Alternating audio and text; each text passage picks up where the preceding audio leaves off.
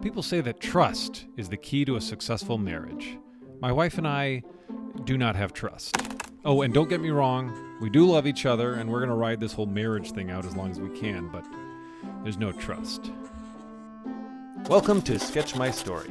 Click subscribe now to stay notified of new guests and their stories every 2 weeks. I'm Johnny Beaner, and this is my story. Years ago, my wife's friend Sarah was having a party at her house. Naturally, I had to go, even though I knew that I wouldn't know anyone at the party.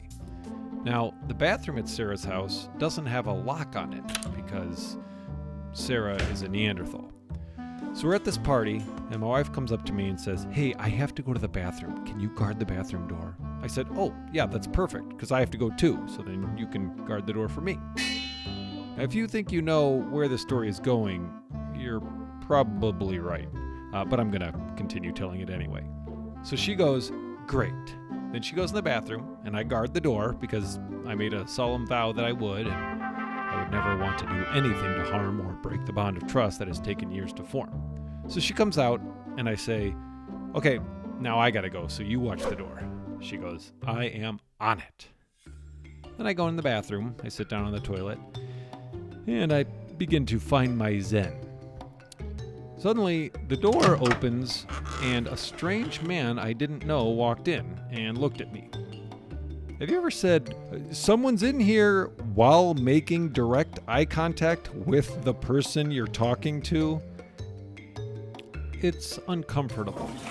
So he leaves, and I'm sitting there thinking we have some sort of unspoken man code where we're going to keep this incident between ourselves, right? Then things went from bad to worse. About 10 seconds after he left, I heard an eruption of laughter from out in the party. So I'm at the sink, I'm washing my hands, and I'm just kind of going through in my head, how I'm going to ask my wife for a divorce. I step out of the bathroom, and everyone turns towards me and starts clapping. It was kind of like when you were in grade school and you accidentally dropped your lunch tray, and then everyone laughed and clapped at you. Except I didn't drop my lunch tray. I pooped at a party.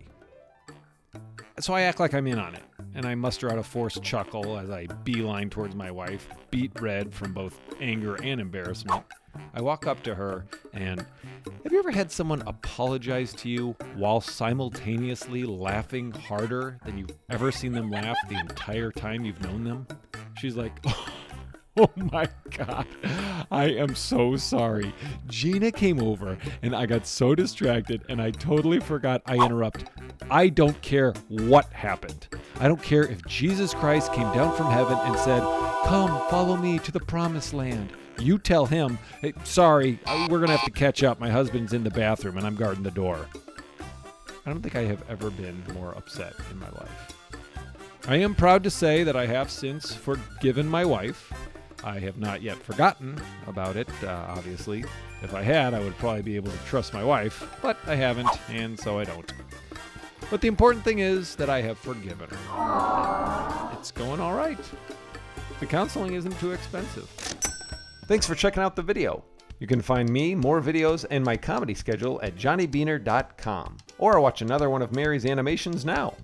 Click here for a story when Govind placed too much trust that two strangers knocking on his car window wanted to be his friend.